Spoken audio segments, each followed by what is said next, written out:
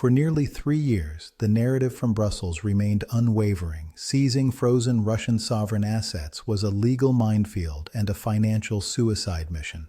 We were told that the approximately 210 billion euros of Russian central bank reserves sitting in European accounts were essentially untouchable without destroying the credibility of the euro and the stability of the global financial system. Yet, in late 2025, the European Union announced a massive 90 billion euro support package for Ukraine through 2027. This raises a fundamental question. How did a bloc that claimed its hands were tied suddenly mobilize such enormous sums? Looking at the evidence, what we see is a complex, desperate pivot from asset seizure to joint debt, a move that reveals deep fractures within the EU and the surprising limits of Western economic power. To understand why this shift is so significant, we have to look at why seizing Russian assets was initially framed as an impossibility. Following the 2022 invasion, the EU and its allies froze approximately $300 billion in Russian sovereign assets, with about 210 billion euros of that sitting within the EU. The vast majority, roughly 185 billion euros, is held in Belgium by a clearinghouse called Euroclear. The sources outline several primary reasons for the EU's hesitation, starting with the legal precedent. Clearinghouses like Euroclear are legally obligated to hold those assets for the Russian central bank, and taking them outright was described by some analysts as a violation of international rules that have governed sovereign assets for generations. Some sources even note that state assets belonging to Nazi Germany were not seized in this manner during World War II. Then there was the fear of a financial avalanche. If the EU seized these assets, it would signal to other nations, like China, Saudi Arabia, or Brazil, that their reserves are only safe as long as they stay on the right side of Brussels. This could trigger a mass exodus of foreign capital and undermine the euro's goal of becoming a primary global reserve currency to rival the dollar. Furthermore, there was a systemic risk to the plumbing of the financial system. Euroclear is the infrastructure through which European securities flow. If Russia sued Euroclear, which it has already begun doing in Moscow courts, the resulting legal uncertainty could make every financial institution in Europe nervous, potentially increasing costs and decreasing trust in the entire system. Vladimir Putin himself described the attempt to take these assets as robbery, warning that such a move would subvert all confidence in the euro area. The policy changed because the situation on the ground became untenable. By mid-2025, Ukraine was facing what some described as a financial cliff. International bond markets were no longer willing to lend. And with shifting political tides, American financial aid had essentially dried up. The European Commission estimated that Ukraine would need at least 135 billion euros in financial aid to survive through 2026 and 2027, though some suggest this was an underestimate that assumed the war would end sooner than likely. Brussels was caught between two impossible choices: let Ukraine collapse or find a way to pay for a war they previously promised would cost their taxpayers nothing. This led to a series of pragmatic improvisations. Initially, the EU proposed a reparations loan scheme.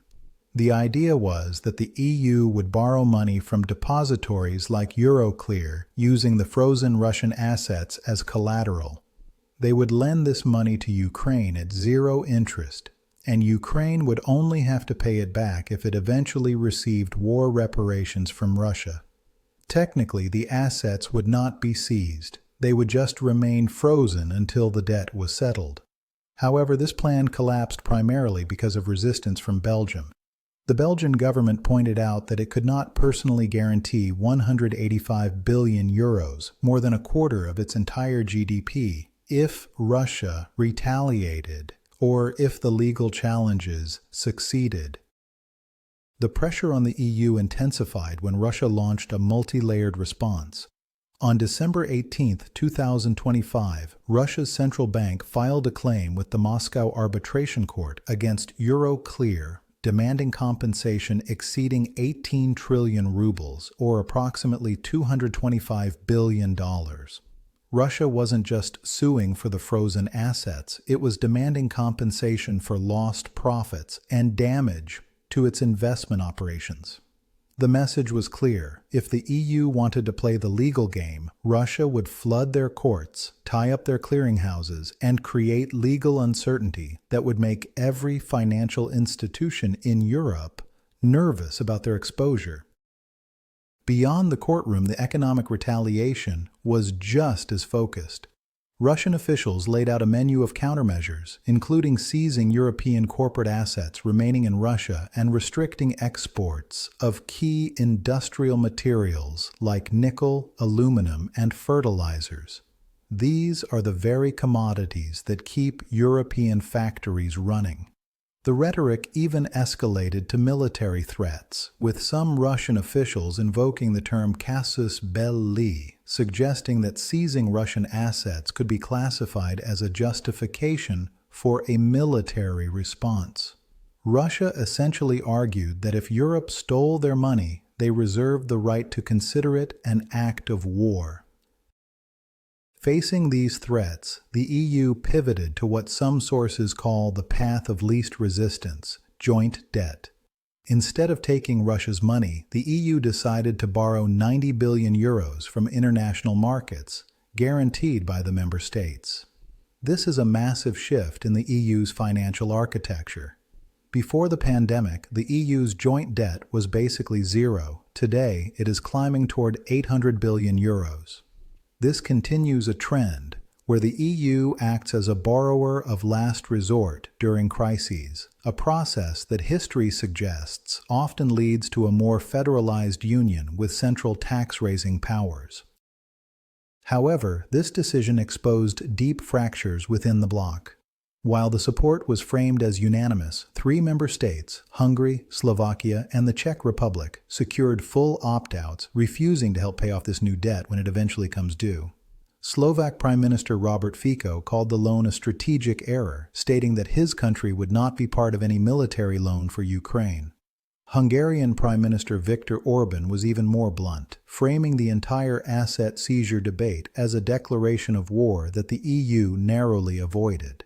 He praised the Belgian Prime Minister as a hero for standing his ground against the legal risks of seizing the money, suggesting that if Belgium hadn't persevered, the EU would be in big trouble. Orban's perspective offers a window into the internal skepticism facing Brussels.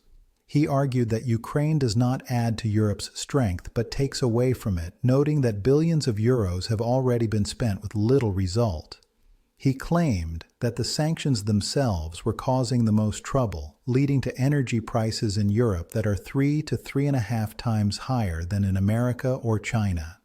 From this viewpoint, the EU's decision to provide a war loan is a dangerous escalation, essentially betting that Russia can be militarily defeated so that reparations can eventually be used to pay back the bankers in London.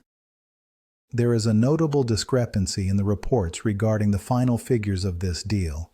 While some sources report a 90 billion euro loan approved at a Brussels summit, others suggest the EU surrendered and opted for a much smaller $15 billion or $10.5 billion loan to avoid Russia's countermeasures. This discrepancy suggests that while a large framework may have been agreed upon in principle, the actual immediate mobilization of funds might have been significantly scaled back due to fear of the financial avalanche Russia threatened to trigger. When we connect these dots, several insights emerge about the current state of the European financial system. First, it appears that financial stability was prioritized over moral or political goals. Despite the rhetoric of making Russia pay, the EU ultimately chose to protect the euro and the infrastructure of Euroclear over seizing the assets. They chose to pass the burden to future generations of European taxpayers through debt, rather than risk a systemic financial collapse. Second, we are seeing the limits of consequence-free economic warfare. For decades, Western powers could freeze assets and impose sanctions with relative impunity. Russia has demonstrated that an asymmetric response Using legal fog and targeting industrial dependencies can neutralize the weapon of asset seizure. Russia weaponized interdependence, proving that every European asset in Russia is a potential hostage and every commodity export is a potential pressure point. By December 19, 2025, the EU essentially blinked, realizing they couldn't stomach the blowback of actually seizing the assets. This situation also highlights a shift in global risk assessment.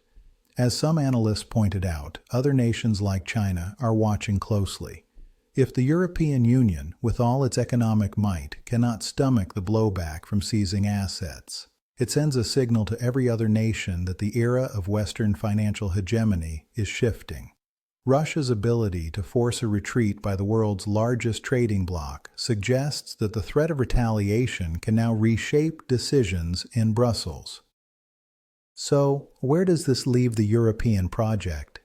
The EU has managed to provide a lifeline to Ukraine, but they have done so by increasing their own debt and revealing internal disunity. The 210 billion euros in Russian money remains frozen indefinitely, yet it is untouchable, a monument to the limits of Western economic power. The discovery of money was not a legal breakthrough, but a pragmatic, debt-fueled improvisation. In the end, the message from Brussels is unmistakable. European support has limits, and those limits are defined by a fear of Russian retaliation and the fragility of the Eurozone's financial plumbing. Ukraine gets its loan, funded by European taxpayers, while Russia keeps its assets frozen but not seized, maintaining the legal fiction that they might someday be returned. This is the new financial reality, a world where economic weapons create economic hostages, and where interdependence breeds paralysis. The side willing to escalate the cost of action higher than the cost of inaction is the one that controls the narrative. In this high-stakes standoff, the EU chose the safety of debt over the risk of seizure, proving that when push comes to shove, protecting the status quo of the financial system remains the highest priority. Let's say it like this. One could say the European financial system is like a high-end apartment complex. For years, the manager told one tenant they would pay for their repairs using the security deposit of a banned tenant. But when the manager went to grab the cash, they realized that the banned tenant had also helped install the building's entire plumbing system. If they touched the deposit, the banned tenant threatened to clog the pipes and sue the building into bankruptcy. So, instead of touching the deposit, the manager just took out a massive credit card in the building's name.